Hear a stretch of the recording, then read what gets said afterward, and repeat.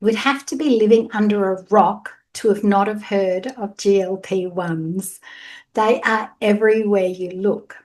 Now, as somebody who's had gastric sleeve, I don't look too hard at them. However, the more I've learned about it, the more I understand the GLP-1 in our own body plays a big part in healthy living, healthy eating habits, things like that. And in lipedema women, we don't have enough of it. There seems to be a lesser amount of this peptide in our gut. So let's look a little bit closer at it. So first of all, let's look at what is it. It's a peptide, but it's also a hormone. Okay, and all we kind of really need to know about it, I'm not going to go into the science. There's so much science out there on it, so go find those videos if that's your thing. I like to do the overview and the big picture, and let's find the simplicity in it all. That's my jam, okay? So it's a hormone, it's a peptide, and I got interested in it because when I understood that lipedema women seem to not have as much of this peptide in our gut as most people, I was like, oh, is this the missing peptide that I heard ages ago was a potential reason for lipedema? I still can't find more information about that. And some people sort of say, what are you talking about? There is no missing peptide, but I heard it somewhere in the early days of researching.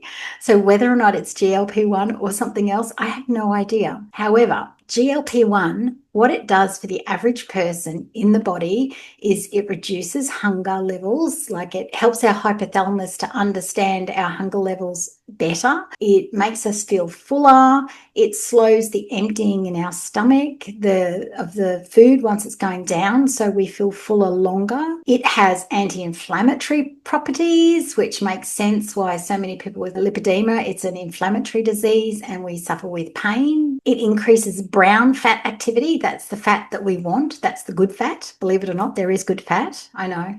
I find it hard to believe sometimes too. And it decreases cravings. Okay, so all these things that we want for a healthy way of eating is tied up in this GLP-1. Is it any wonder it seems to be this game changer for so many people? Now, again, I have not tried this. I have not had the need to, but because gastric sleeve surgery, bariatric surgery is a tool, it is not an answer. They sometimes reach for this sort of thing. Who knows, in the future, I might have to reach for this sort of thing. No idea. I just don't know how it's going to pan out. Okay, so I like the idea of, though, right now looking into what are the natural foods and lifestyle practices that naturally increase our GLP-1.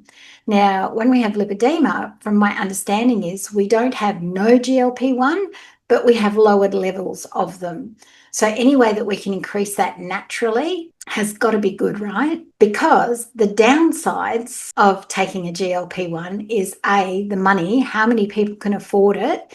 Here in the town that I live in Australia, it's around $500 or $600 for a 4-week dosage of it. So that's ridiculous amount of money. I was talking to somebody recently whose husband is on it and has to stay on it for life because every time he goes off it, the weight just comes back. So that's a really tricky situation. So that's probably the major con to it, is the cost of it, and that the minute you go off it, the weight comes back. Another con, though, is that some of the weight that you lose is muscle mass, not actual fat. So that can be a concern depending on your age as you get older. So I'm not sure that I would want to be losing a lot of muscle mass as I get older. I'm nearly 55. That's a concern for some people. And that would, of course, affect your bone mass as well. So, and that's a concern for me because with thyroid disease, your bone mass is already on the edge of being great as time goes by. So there's a lot of things about it that I'm like, oh, there's some great things about this and using it, and there's not so great things about doing this and using it. And also the other thing is, I don't think that it's been around long enough yet for us to really know the long-term effects of using it. Okay. So that's the only thing that I'm sort of like, and I tend to go with my gut with these sorts of things. And I don't seem to have an issue with the idea of this. If it's a peptide that we're already missing that we should have in bigger amounts, why not? And until you try it for yourself, you don't kind of know how it's going to work for you. And a lot of people, the other downside to it has a lot of digestive distress, running to the toilet, things like that. that. So that could be an issue for some people as well. And I've read stories and seen YouTube videos of people that just couldn't continue taking it because of that digestive distress. So there's a lot of goods for it and there's a lot of bads for it. And what I want to look at today is what can we do naturally to do this? Before we do anything else, how can we increase it naturally? So let's talk about that. There's three main areas where we can improve our GLP-1 naturally. Okay, that's our diet, our lifestyle, and our microbiome. So obviously our diet and lifestyle to a degree is going to affect our microbiome, but also our microbiome can affect those two as well. So let's look at them individually. Let's look at the dietary approaches that can increase our GLP-1 naturally. Okay, the first one is a tea called yerba mate, and I'm not even sure if that's how you pronounce it correctly, but it can increase our GLP-1 by 40%. That's huge, right? So I hope this tea tastes really good. I haven't tried it. I haven't even seen it in the shops, to be honest. So if you've tried it, let me know, because I'd be really curious to hear more about it. Apparently it tastes bitter. That's all I know about it. But that is one. If you're looking for something that increases your GLP-1 by 40%, that's your starting point. Now, the next one is allulose. Now, this is a sugar alcohol. It does not spike glucose and therefore does not spike an insulin response, which is kind of what we want to keep even when we want to look at keeping our hormones steady. Remember, we talk about keeping our hormones steady with lipedema. So allulose doesn't do that. It's actually really hard to get. Here in Australia, we can't purchase it. I have to get it through iHerb or somewhere like that. And iHerb is generally sold out everywhere of the allulose. So if you can get it, and I think in America you can get it quite easily, then that would be something to try. So because it keeps the insulin from spiking, it is great from the hormonal perspective and still gives you the sweet taste, but it also does have an effect on increasing GLP-1. Allulose also has an effect on diabetes type 1. The reason for that is that it regulates glucagon. So whether or not you've experimented with that, maybe it's worth it. So that's what the studies say at the moment. Because of its potential with the glucagon, it has a potential to improve diabetes type 1. My understanding was that diabetes type 1, being an autoimmune disease, was pretty tough to change or reverse, but I don't not believe anything these days. To me, it's like, well, try it. Let's find out. The other thing that allulose sugar does is it suppresses the appetite. So if hunger is your issue, then allulose will help you to lower the appetite and still give you the sweet flavors you're looking for. Okay, number 3 on the list is a low carb diet. And they've done studies around this and they've tried low fat, high, like veggie, low fat, high, but it's not as good as a low carb diet. So that will increase your GLP-1, and which is why so many people are following it that are struggling with weight loss and lipedema and things like that. The studies are that a low carb diet will cause a 3 to 4 times higher GLP-1 than a low fat diet. So that's got to be worth trying, right? They've also done studies on the low carb diet, and it has a higher GLP-1 level when it's been tested at fasting than people on other diets. Okay, the next thing that helps to naturally increase your GLP-1 levels safely are collagen peptides. Now, collagen is a funny thing, and I'm going to do another video on that because I still don't know enough about the collagen. I know that with lipedema, our collagen becomes fibrotic and gets surrounded by this tough tissue, but I'm not sure that that means we should be taking more collagen. Yet that seems to be what I'm finding, is that taking more collagen helps. But from the perspective of increasing GLP-1 levels, in animal studies, collagen peptides will increase GLP-1. Plus, it improves glucose sensitivity and therefore lowers insulin spikes. So again, back to that, keeping the hormones level. Next one, fiber. And this is a struggle for me because I have next to no fiber. However, if you've been following my videos, you'll see after the video I did with the gut engineer, Natalie Woodman, I am trying to bring in little bits of vegetables here and there, as long as it's not affecting my overall health, in so much as how much protein I can fit in. It's not making me itchy. I'm not having adverse reactions, that kind of thing. But fiber increases GLP-1. So a ketogenic diet is obviously more beneficial than a carnivore diet if you want to include the fiber in the diet. It just comes down to whether or not you can do a ketogenic diet without going down the road of, oh, well, if I've just had the veggies and the fruit, well, I may as well just have the ice cream with the fruit or the whatever your poison is. It's whether or not you can do a ketogenic diet without going down the rabbit hole of just having anything. And a lot of people stick to the carnivore diet, myself included, because for the most part, it's kind of a no-brainer and doesn't make me want to eat more carbs than usual. So I'm still trying to bring in the fiber and the bits of veggies. So when I have scrambled eggs now, I'll put like a tablespoon of veggies in, or I'll have avocado on the side. I'm also finding that sauerkraut actually works for me now. So I will have avocado with some sauerkraut on the side of all my meat now. But any fiber that you can get in, if you're fiber and you can do fiber without going down the high carb route of having all the other things, then it will increase your GLP-1. Healthy fats increase GLP-1. So we are talking unsaturated, long-chain fatty acids here. They are avocados, nuts and seeds, particularly pistachios when it comes to GLP-1, which my husband was really excited to learn because pistachios is the only nut he will munch on. So if you like pistachios, go for it. Eat some pistachios and increase your GLP-1 levels, but also olive oil and fatty fish. So make sure your olive oil, though, is a quality olive oil, because many of the olive oils that are in the supermarket today are cut with canola oils and sunflower oils. If you can buy your olive oil from a farm, from a producer directly, then you'll know you're getting quality olive oil. And how you know that it is quality? It'll be expensive. If you're getting an olive oil that's cheaper than all the others on the shelf, I think you can pretty much bet it's cut with canola oil, sunflower oil, soybean oil, whatever other oil that's not going to be good for you. So the Mediterranean diet, when it comes to these fats, is what's promoted. Let's face it, the Mediterranean diet is probably very similar to a ketogenic diet, kind of. I've seen so many Mediterranean diets. Some include legumes. They're all kind of different. I like carnivore for an elimination diet. You get back to basics, you add things a little bit at a time until you can get the things that you know work well for you. I just think it's really easy and basic to do it that way. I like the Mediterranean lifestyle in so much as it's high in omega-3s, but if you're cooking that fish or you're having those omega-3s with too much omega-6s, then it's counteracting each other. It's like your expensive fishes and seafood and that sort of thing is a waste of money, because the omega-6s will cause inflammation in the body. And it's the omega-6s that do not help promote GLP-1s,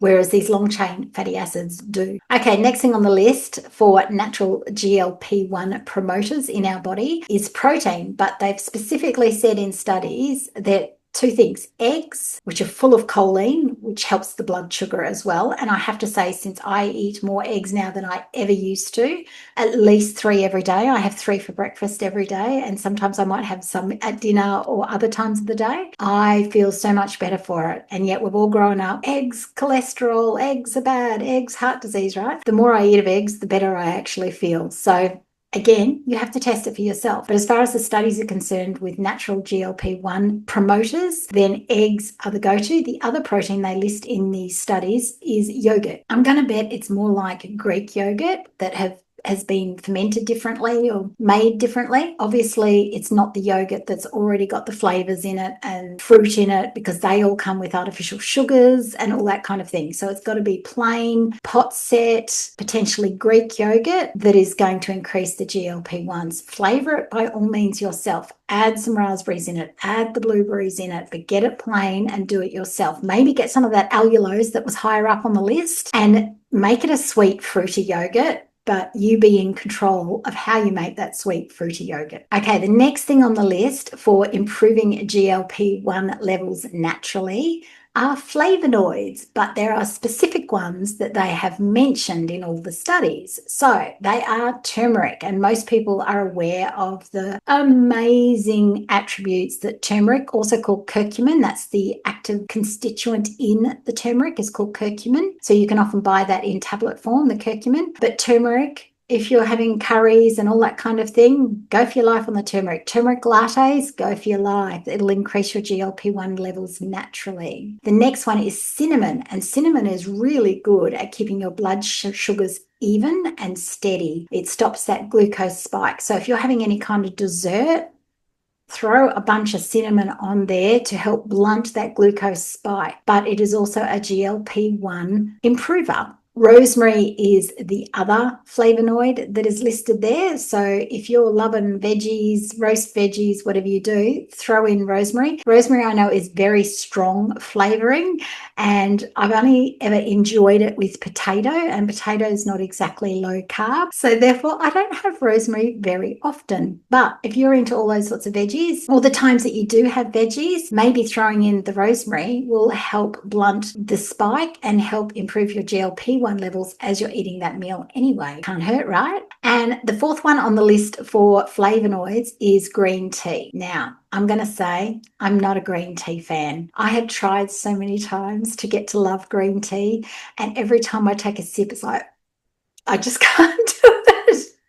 I just can't do it. So that's okay. I will continue to try it, because there are times in your life that you're at places where, it's on offer and you try it. I will continue to try it. Maybe knowing it is a natural GLP-1 promoter, maybe that will change my perception of green tea, but I doubt it. The taste it's not for me. But if it's for you, awesome. Go for your life. Okay, the next one on the list is berberine, and it's gotten a lot of airplay recently. And I've actually tried this. So I've got experience with this. Yay. I like talking about most what I've had experience with, so I can share with you my experience of it. Berberine actually does decrease your hunger levels. And I found while I was taking it that my weight would stay really steady, like super steady. My weight sort of goes up and down 2 kilos, 3 kilos, something like that, and just sort of goes up and down, up and down, and up and down, just sort of stays there. But when I was taking the berberine, it was really steady, like it would move like 100 grams, and it just kind of stayed there. Berberine, because it is a natural source of GLP-1, it lowers blood sugar. It is said to lower cholesterol, your fasting glucose, your A1C, all the BMI, all the metabolic things it's supposed to help with. I bought a bottle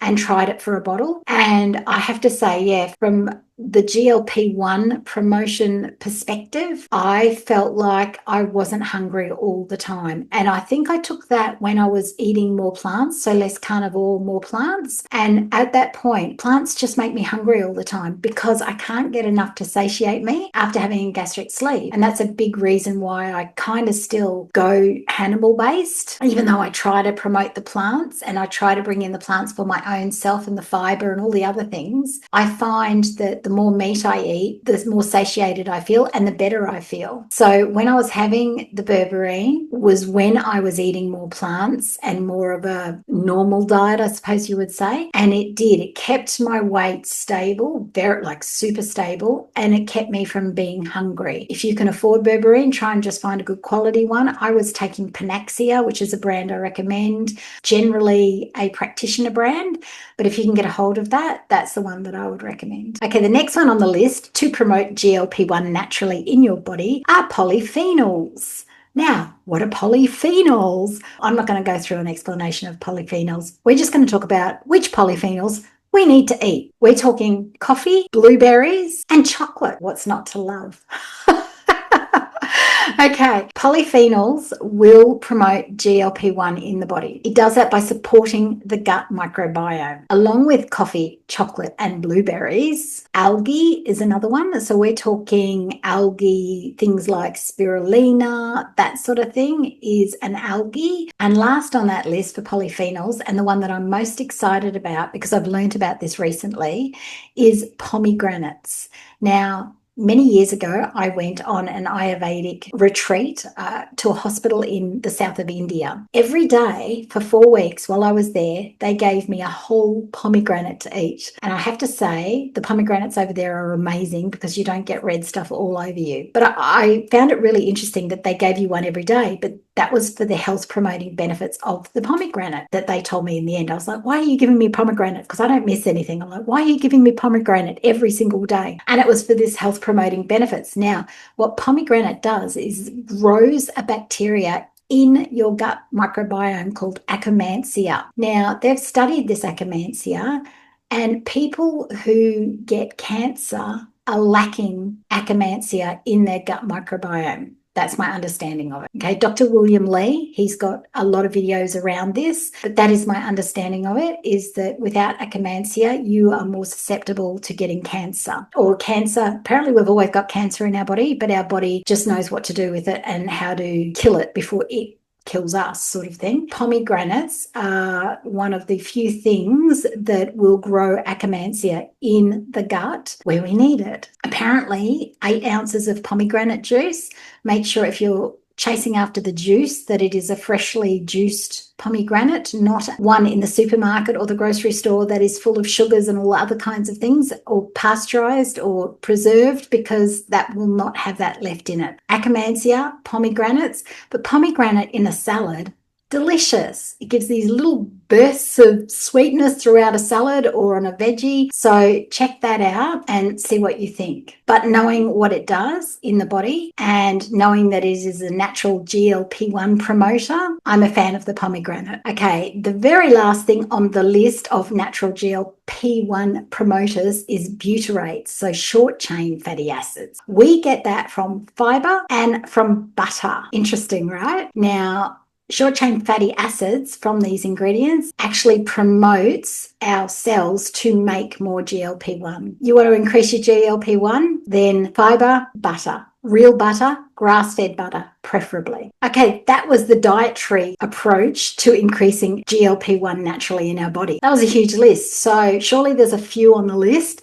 that you can try and implement in your world, and let me know how you go. When you're doing these changes, what you need to take note of and what you need to be tracking in your body is things like your hunger levels, things like how satiated you feel, how full you feel after a meal. So is it taking longer for you to feel hungry again? That's how you're going to measure each one as to whether or not it is a personal answer for you. Okay, when I do things like that, I always check my own barometers of, well, you know what, normally with my eggs for breakfast, I can make it to lunch without even blinking and being hungry. If I add in the berberine, can I get to 2 or 3 o'clock? And then that tells me how I'm going and whether or not that is worth keeping in my world or not keeping in my world. So let's look at the next one. So that was dietary, the things that we can consume. Let's look at our lifestyle practices that also increase GLP-1 in our body. Sleep. And how did you know that was going to be the first one? Poor sleep actually blunts our GLP-1, and it raises our hunger levels, and it increases our insulin, and it makes us crave carbs, all the things that are against GLP-1 in the first place. However you find a way to improve your sleep, that's got to be a priority for all of us. Forget the GLP-1, forget the weight, but that's got to be something that we're always striving to improve in our life. Now, the studies also said for the next one, exercise. I couldn't find direct correlation to increase GLP-1, but I think it has like a backward effect in so much as it keeps our insulin steady. It does all these other things that those things directly contribute to improving GLP-1 levels in the body. So we know we need exercise anyway with lipedema. We have to move our lymphatics. We have to keep things going in that direction. It helps our mitochondria work better. It improves our metabolism. I don't need to tell you all the great things about exercise,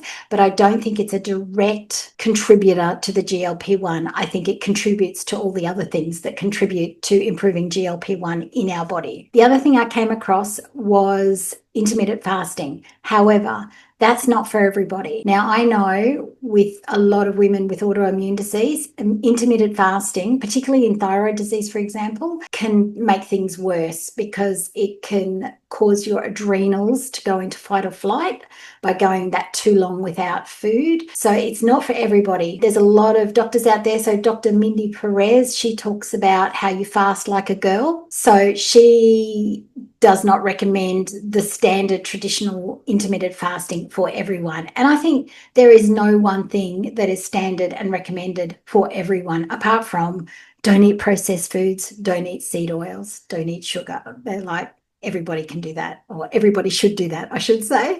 Okay, so intermittent fasting has been seen to promote GLP-1, but not in everyone. So that's something you have to check out further if that's something that you think appeals to you. This one also increases GLP-1, however, also like the intermittent fasting, is not for everyone. And that is the cold plunges, the ice baths that are getting airplay everywhere these days, thanks to Wim Hof and all that sort of thing. However, for women, the cold plunge needs to be at a higher temperature, so not as cold as men. Okay, it's a different situation. And I think Mel Robbins, she's done a bit of interviewing people around this situation where women are trying to do the same thing as men, because we can, let's face it, but it's not necessarily good for us to do that. So before you start doing a cold plunge, you will never catch me doing a cold plunge in my life. I like warm water. It makes me feel good. And did you know, for inflammation, now I worked at a chiropractor's office for quite some time, and the new evidence when you've got inflammation in your body is it doesn't matter whether you use an ice pack or a heat pack. It is whichever one you feel more drawn to for that issue, because both the heat and the cold will draw the attention to that inflamed area. So we don't need to be doing cold plunges if we don't want to. And I don't want to. The last one on the lifestyle list for improving GLP-1 is hydration. And hydration is a struggle for me, I have to say. Always has been, always will be. I get that from my dad. It's a struggle for him as well, but it's something that I'm consistently working at. I use electrolytes every day. I use sodium electrolytes, which I love. There's a link down below if you're interested in checking them out, but I find them very clean, very nice tasting. I can't stand the electrolytes you get in the supermarket that have that weird, strange aftertaste, and I suspect it's because they've got artificial sugars and so on in them. So this one I'm really happy with, and this does help me increase my liquid levels. I can drink water no problem, and I find in the mornings warm water is better for me. So just boiled kettle and drinking it like it's a cup of tea, but it's just water. I can do that. But again, it's like a job. You have to force yourself if that's not your thing, okay?